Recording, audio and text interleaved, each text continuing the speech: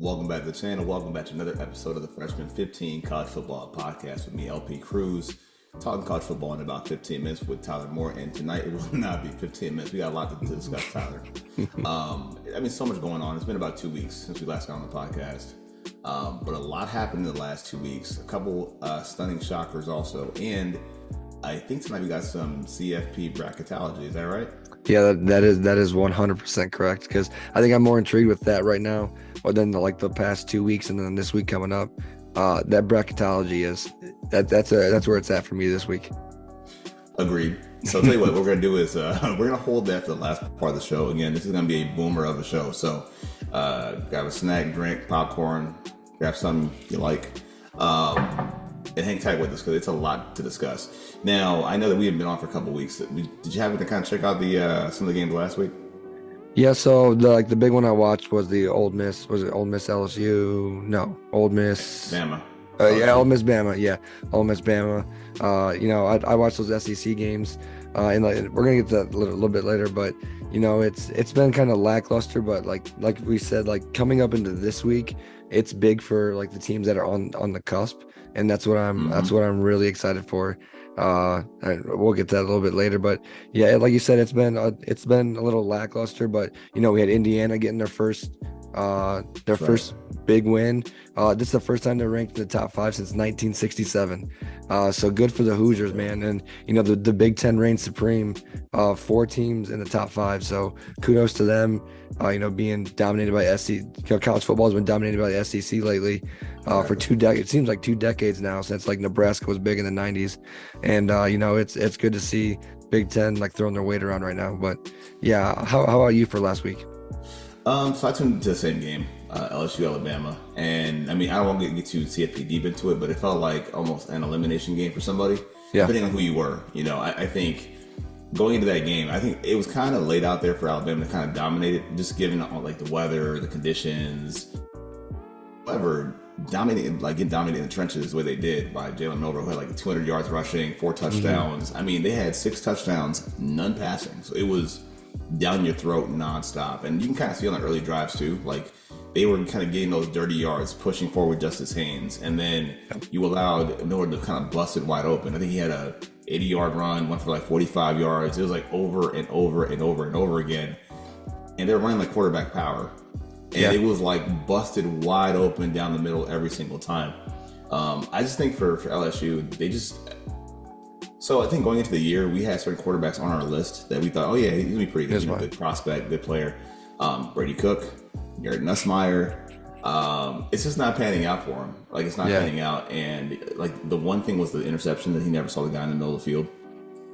And at that point, it was a close game. It was 21-6. So it wasn't it was out of hand, but he had to step up in that moment, and he couldn't do it. And it was one of those things where they got ran out of their stadium easily. Yeah. I've never seen Death Valley so devoid of any type of vibe, spark, atmosphere, nothing. It was a kind of a messy night to begin with, but it was even messier on the field. And I think for LSU, it's they kind of go into my category as well. I don't know if you did hurt themselves the most type of category, but I would think they might have been on your list too. Yeah, so and the big thing was that is when they played a couple weeks ago, when they played against Texas A&M, they were dominant up front when Wegman was in, and then when Reed came in, they were like, oh no, what happened to us? Because he's a mobile quarterback. He only threw 70 yards passing, and it seems like Alabama touched in on what A&M did in that second half, what Elko had them do in the second half, and Brian Kelly always does. He doesn't.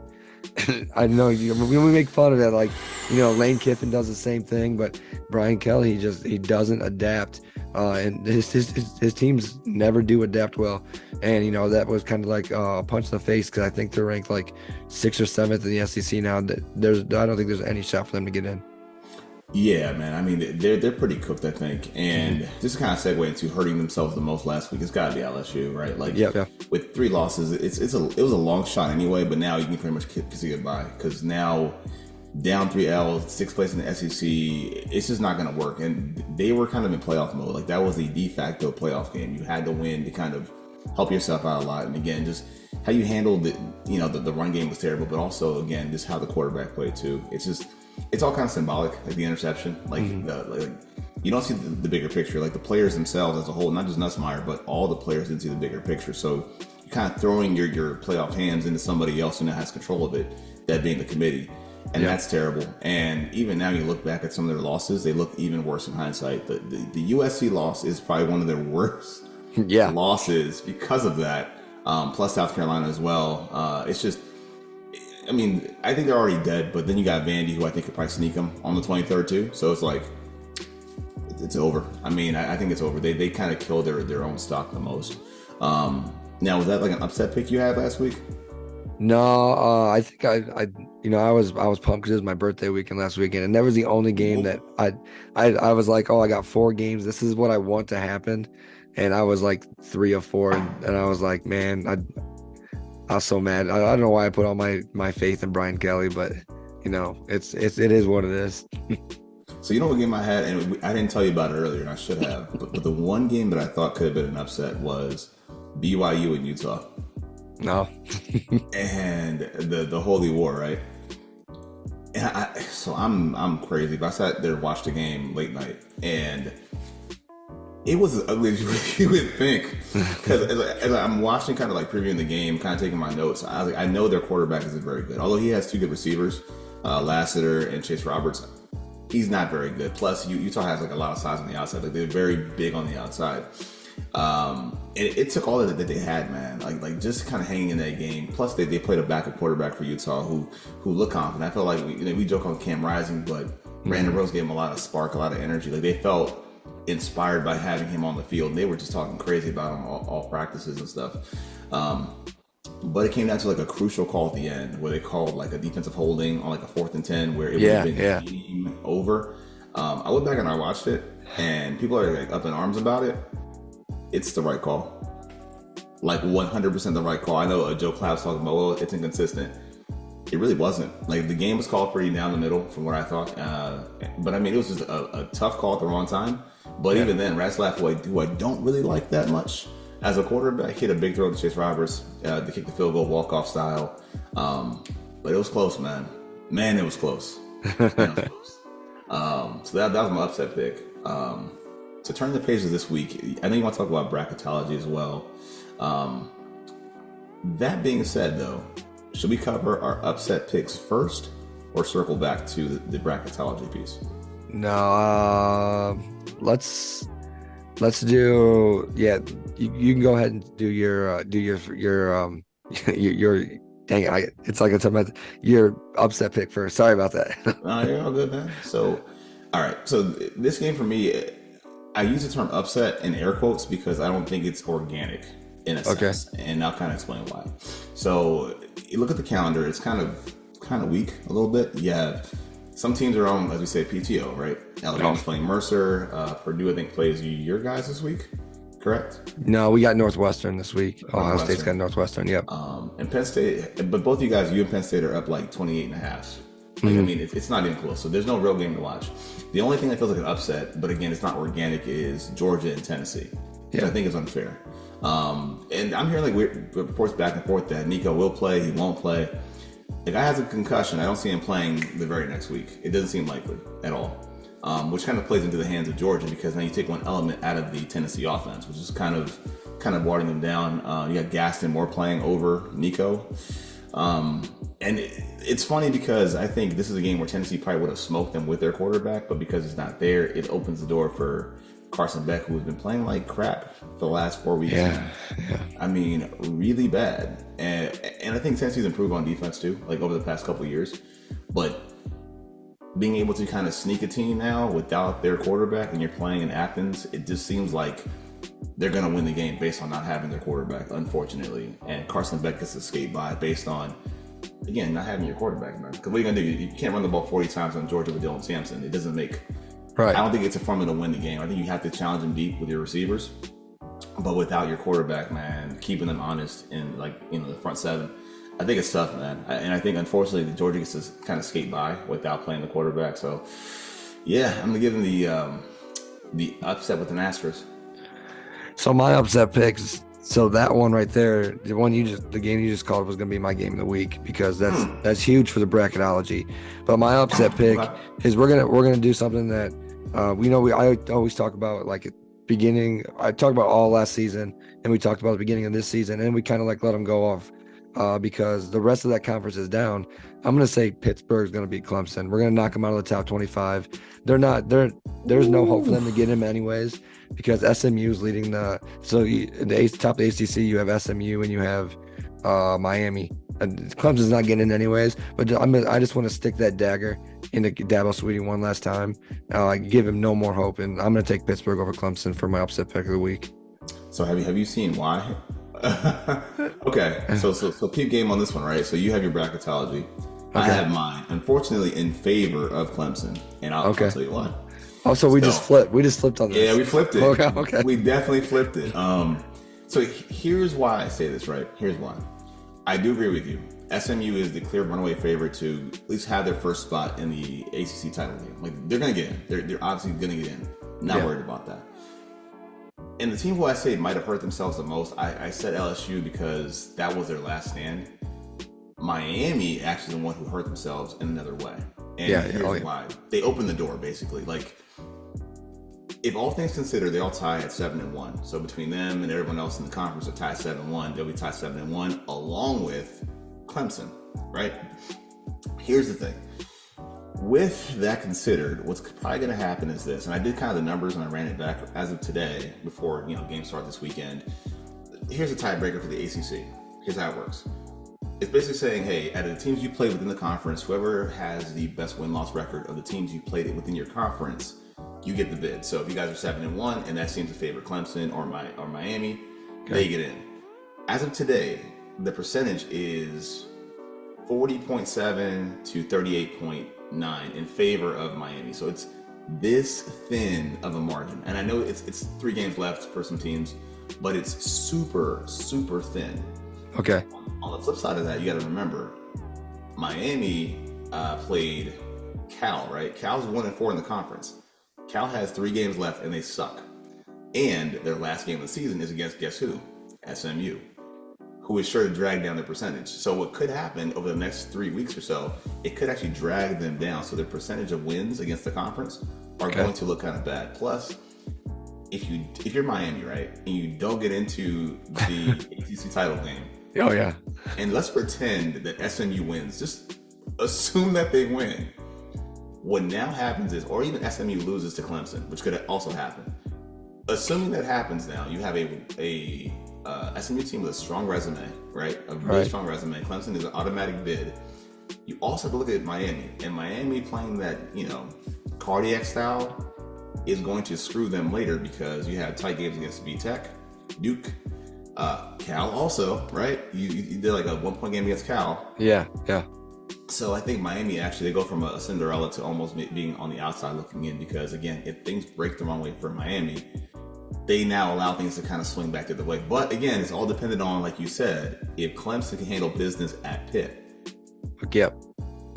So that's why.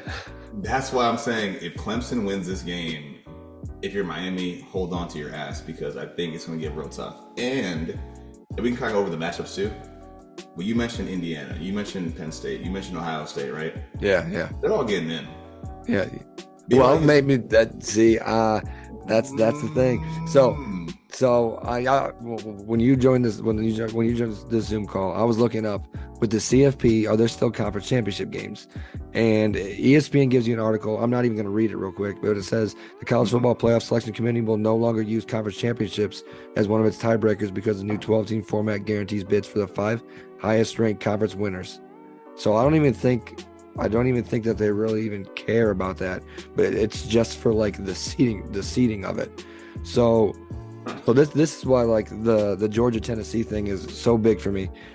So right now Georgia in your rankings they're ranked 12, but when you look at the bracket they're not in it because Boise State is sitting there at 13, and since they're the 5th highest conference winner, they slide into that 12 spot, and then Georgia slides down 1 spot.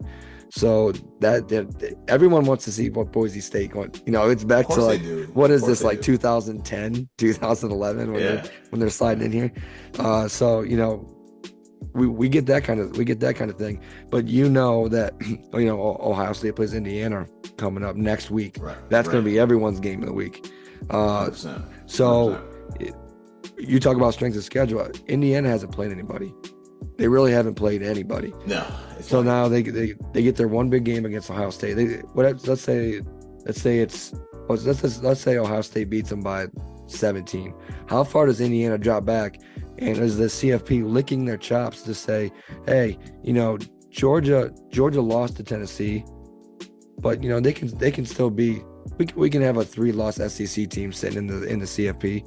That'll be fun because there's a lady who said it. That's why I'm saying it. There's a lady that literally said that. And I'm like, you got to be kidding me, because, Kurt Zignetti and the boys, it's not their fault. These schedules are made 5 years in advance, So they don't get to pick who they play. So whoever they play, they take care of business. And I said we got 4 Big Ten teams in the top 5. So Penn State's pretty much a lock. I was looking at so Tennessee and Georgia, this is their last tough game of the season. Then Georgia's got next week. They got Citadel or something like that. No, it's UMass and then Georgia Tech, and then I think Tennessee, they have a cupcake, and then like Vanderbilt. So I mean they get Vandy could sneak one because we've seen it doing it before, but it's like this SEC thing. We talked about it in the 14 playoff. Like, hey, do you want 2 or 3 SEC teams in this 14 playoff because they're so dominant over the Big Ten? Now you get the super conference and like, well, maybe we can slide in the 5th ranked SEC team because they look good on paper, because not all 3 losses aren't the same. And it's like that transitive property. You can't say that one team beats this team because then they beat this team. That'd be saying like, USC is better than Alabama right now because they beat Wisconsin, or some crazy thing like that.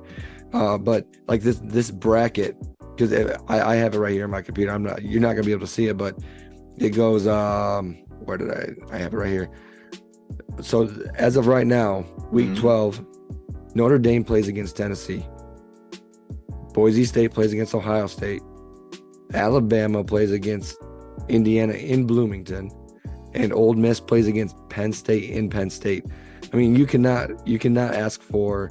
It's awesome though. You cannot ask for anything better than this, and for them to be say Indiana does lose, because one of those teams is going to lose. One of those teams is going to fall back.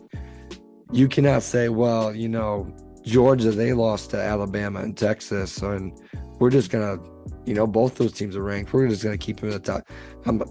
I don't want that, man. Even if they're a 3-loss team, kick them back, because a team that's sitting on the outside that I really don't like, that could possibly still sneak in, Colorado. Colorado could sneak in there. BYU sitting right there. BYU. I mean, to me, right? I mean, it's going to take a lot for Colorado to get in. Someone's going to have to, you'd have to have like Ole Miss, choke on everything. If I'm right, so are you saying that they wouldn't factor the Big 12 champion? So it's just based on seeding. So they're so like your top 4. So you got your ACC, your Big 12, your Big 10, your SEC. Okay. Those 4 conference champions, they're the bye. The 5th conference champion, they just get to sneak in. They're an automatic bid. They get to sneak in. So like Boise State, right now they're ranked 13, but they get to slide in that 12th spot because your 5th conference would be like what, your Mountain West.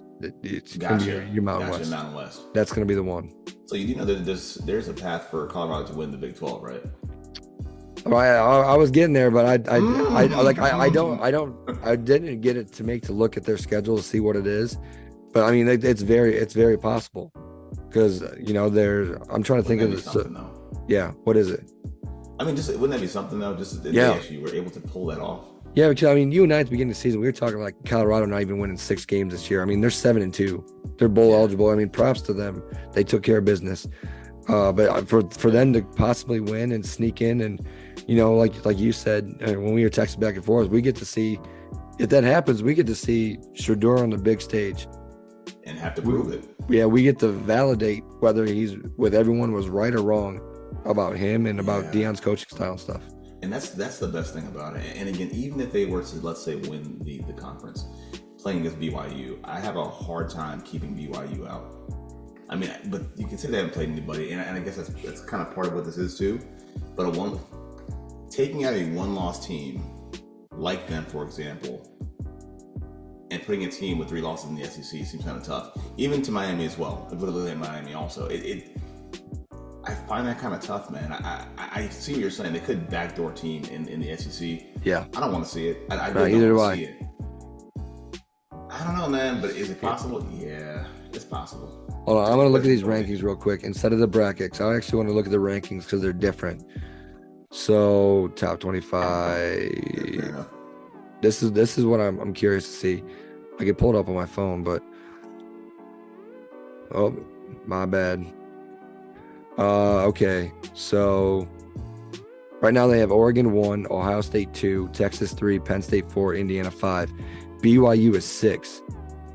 So, Miami this past week, they lost to Georgia Tech. Mm-hmm. And so they were Miami was ranked 4, I think. Losing to Georgia Tech, they only dropped 5 spots. So if BYU would lose, and Georgia Tech is not good, and Miami has struggled. Like you said, they've been underdogs in not underdogs. They've trailed by 20 points in 4 or 5 games this year. Like you said, the Cardiac Canes. But for them to only drop 5 spots, you'd think they'd fall back a little bit farther. And then you have these 2-loss teams just like hanging around there, and Ole Miss, Georgia, Alabama. So yeah, Alabama 7-2 is number 10. Ole Miss 8-2 is at 11. Georgia 7-2 is 12, and then Boise State 8-1 at 13. So, and SMU is 14. But and then we talk about these bracket things. The one game that we haven't talked about, but we will talk about probably next week, so we're not going to hit on it too much, is Texas and Texas A&M on rivalry weekend, because there's a lot that goes on there too, for SEC seedings. Because Texas is sitting at 3 now. Say Texas A&M beats them, where do they flip flop? How do those 3 at 10 through 12? How do they move around and all that kind of stuff? So it's going to be freaking interesting. Yeah, that's going to be a big one. And again, man, even if BYU were to lose, let's say BYU decides to run, and they're probably going to run the table. I'm looking at BYU right now. BYU has Kansas, Arizona State, Houston. Okay. Like that, they're going to get there. They're clearly going to get there. And again, it's shaping up to be, and it could be not even Colorado, it could be Iowa State maybe getting back in the mix of it. Yeah. I still find it, I know I mentioned Miami too, but I still find this to be almost unfair if a one-loss team, again, let's assume the Hurricanes don't make the ACC title game. And it'd be their own fault, obviously. But if you go and look at them and they're sitting there with 1 loss against Georgia Tech, and then you allow a team in the SEC with 3 losses to get in, it doesn't feel right. It does not. It feels like a sham. See, and this is, we got away from the BCS and like the algorithm they had, but for this, there needs to be one, because, people are biased, Absolutely. and it, and the CFP, the CFP programming is owned by ESPN. So, that in itself tells you. SEC Network. Yeah, SEC. You name it, and the show is on ESPN. So it's all, and you're letting these people, sway their bias. It's not unanimous to there, but just one of those people hold more weight than the other and stuff like that. So, I wish there was an algorithm, or if you took how they do the almost like the Pro Bowl votes in the NFL. You do it by portions. An algorithm holds a certain value, your AP holds a certain value, your coaches, and then AP coaches, and then you have your committee voting. Hey, everything goes into a value and say, hey, here's our 1 through 12. You can't dispute it because it goes into an algorithm for that. So, I do not want to see a 3-loss SEC team sitting in there just because they're in the SEC, and I fear that's going to happen. Yeah, I mean, I do too. And again, I think you hit on the head, man.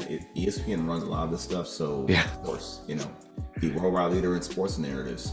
Yeah. I mean, what can you say, man? So, dang, good show, man. Anything else you want to add? No, man. Like you said, there's only one good game this week, and then the one game I'm caring about next week. So, enjoy college football. Like I went to the Bowling Green game last night. I watched a little bit of action, right there in person. And if you guys are into like draft prospects, Harold Fannin Jr. I mean, 1,200 yards receiving as a tight end. That's crazy. He's got like I think it's like 29 broken tackles on the season. It's absolutely ridiculous. It's like 83 receptions with 50 first downs coming from them. I mean, it's gnarly. 6'4", 230. Man. Fun to watch. Yeah, He is that. I can't say he's that offense. They have a good running back too. He almost reminds me of like a Darren Sproles, a little bit taller, but he just bounces off dudes. But yeah, it was fun to watch some action, man, because that had big playoff implications for them. Not playoff, but seedings for their conference. They're bowl eligible now, and it's I think they play in 2 weeks. They play against Miami of Ohio, and the winner goes into the MAC championship. So it was fun to watch some like lower level football, but it's fun to watch. Lots of stars, man. And Miami, Ohio is smoking Kent State today. Yeah. I saw. Yep. I'll tell you, man, best time of the year, man. We got action. We got CFP, if it plays it honest. Yeah. Among other things, man. But for myself, LP Cruz, and my guy Tyler Moore, this has been the Freshman 15 College Football Podcast. Peace. Peace.